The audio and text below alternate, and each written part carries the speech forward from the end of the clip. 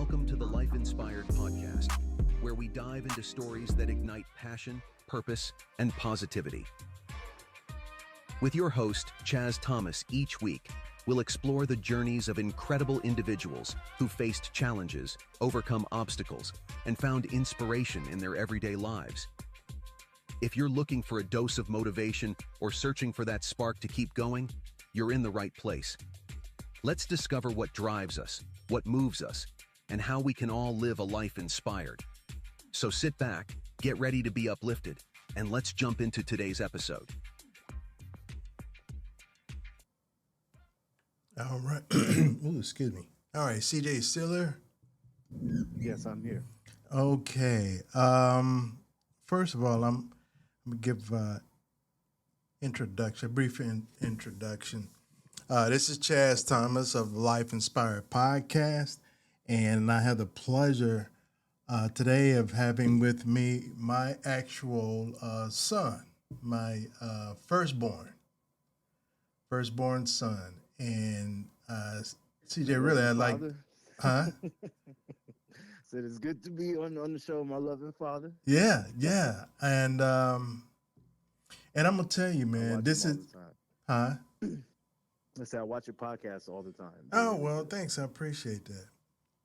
And you got a very interesting story, and we were Yeah. talking a little bit before the show because I wanted to ask your permission, share with my audience. First of all, this is a very transparent moment. CJ definitely doesn't have to share his story with us, but I think his journey with what has brought him even to this point today can help someone who might be in a similar situation. So I think it's very important. And again, I'm excited that he decided to share his story with us. Again, CJ is my firstborn, Charles Jr., Charles Julian Thomas. Yes. And Absolutely. yeah, let's do this. First of all, let me set it up. CJ, I think, has been homeless for a while, for a very long time. I don't Yes. know how long, but he can share that with you. But I want him to kind of take us back to what happened, kind of what got you in the place you were, and your journey through it and out of it. So take your Yeah. time and tell your story, CJ. Okay. So my serious situation, I had ended up splitting with my ex-wife. So we had worked to get a house together. We went through a little bit of homelessness, but it was because she was pregnant that I was able to get into a program with her. So it kind of kept us off the street. But it took a turn where I was actually street homeless. And street homeless, definition of street homeless is where you see those guys and they're sleeping on a cardboard box. They don't have, it's worse than trying to get into a shelter because shelters nowadays, you need an ID. So, there was a point in my life where I had to start, from ground zero. And what happened was me and my ex split up. And when we split up, she had the house, she had the car, she had, pretty much everything. So I pretty much walked out of the door with nothing. And I'm in a state where I don't have, friends or like the family support because I was in a relationship, a What serious long state? term What relationship. city or state was that, CJ? This is Denver, Colorado. In Mm. Denver, It gets Colorado. cold in Denver. It's real cold. So, the winters are hard.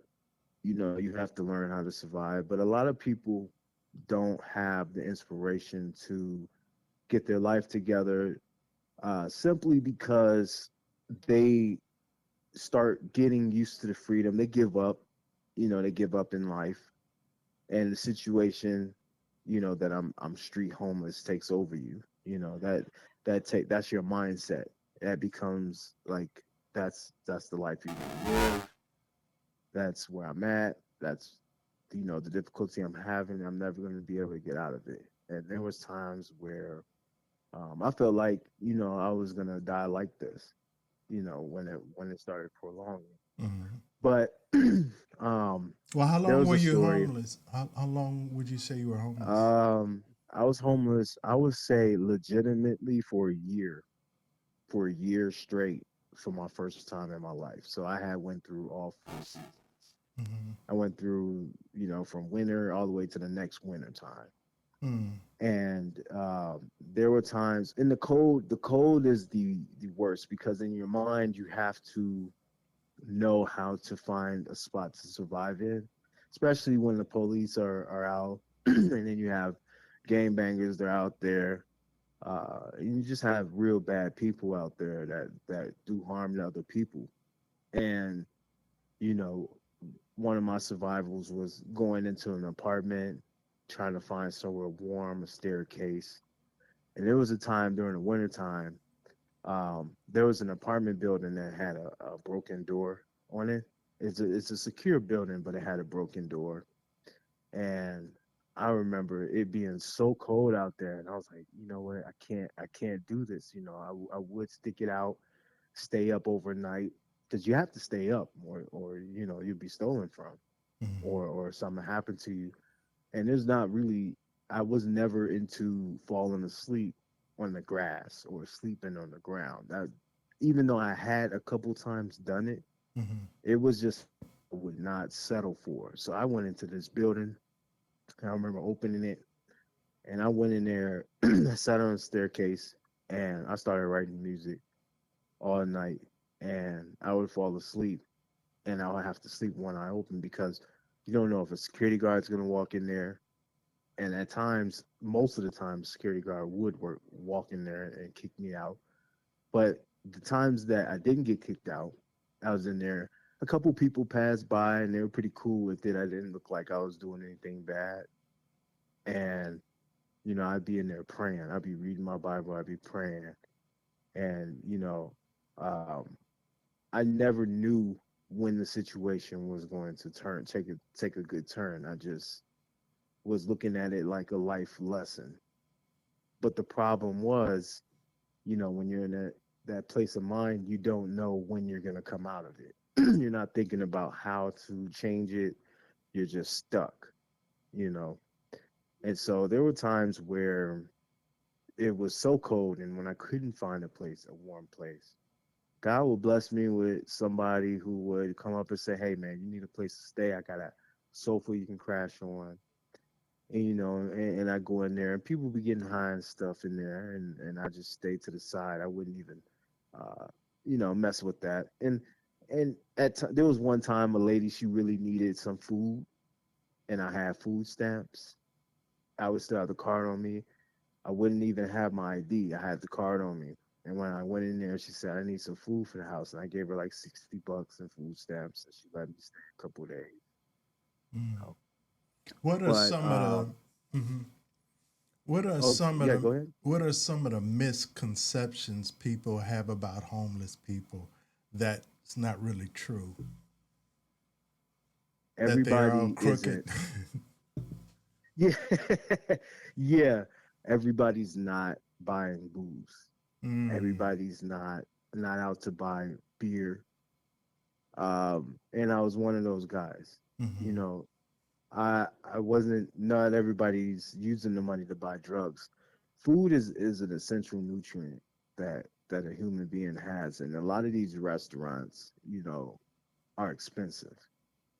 And there are times, where you can find a place where they're giving away food, but essentially they're going to want some money from you for you to pay for a meal. And so a lot of times I had to panhandle Hmm. to get a few dollars just to have a meal. And I would go to a restaurant and I would ask, and they would say no, because they need money.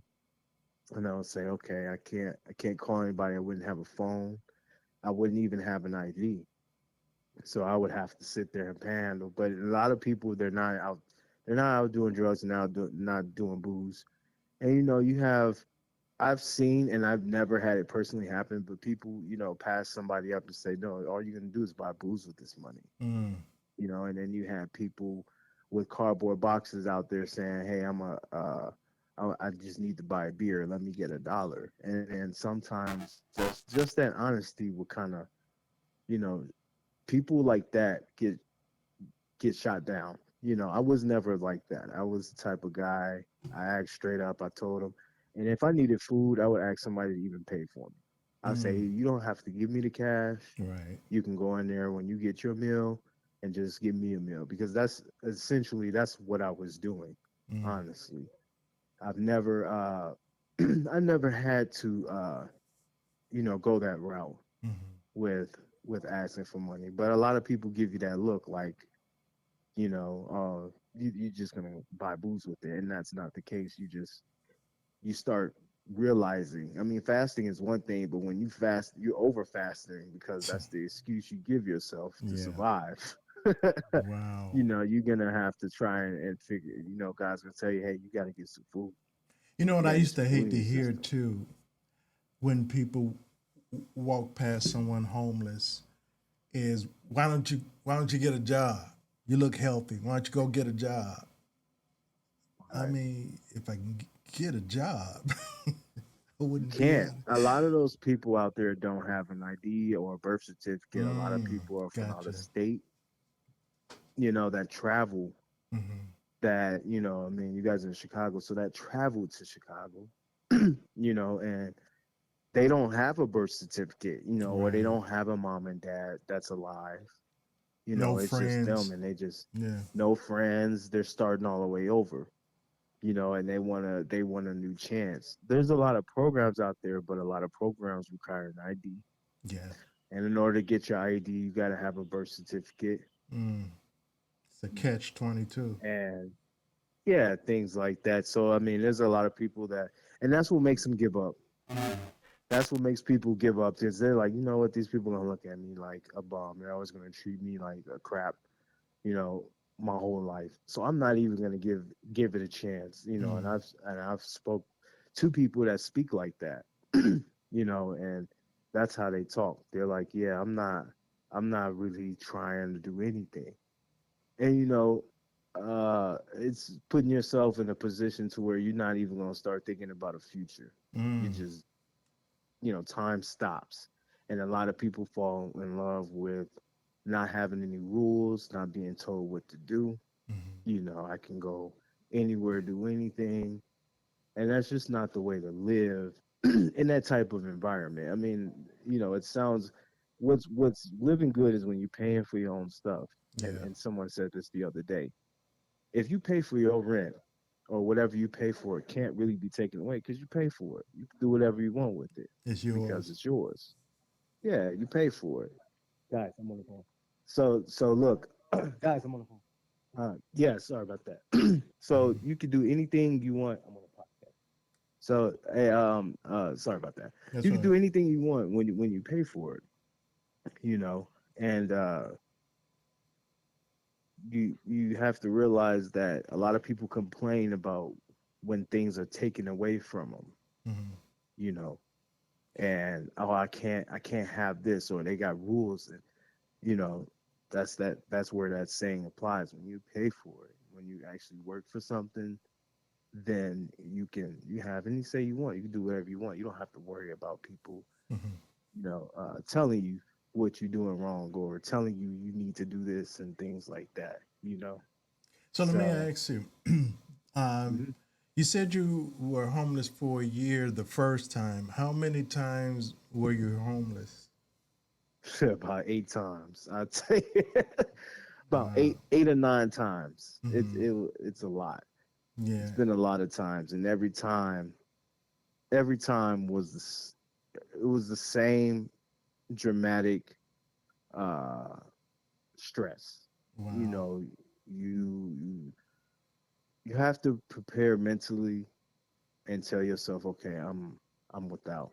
And I guess that's the worst part, Hmm. about really living in a life like that is when you're telling yourself, okay, all right, I'm homeless. And you have to start realizing that these programs, there's not many programs for homeless people. Mm. You know, you watch all these politics and things like that. And, rarely they're coming out with something new. It's always the same program, the same thing. And what would be more beneficial is if there were more shelters that would accept people that don't have an ID. Mm. That's what they started doing out here. And it helps a lot. I mean, you're going to get a lot of people. There was one time I came outside, there was no homeless people outside.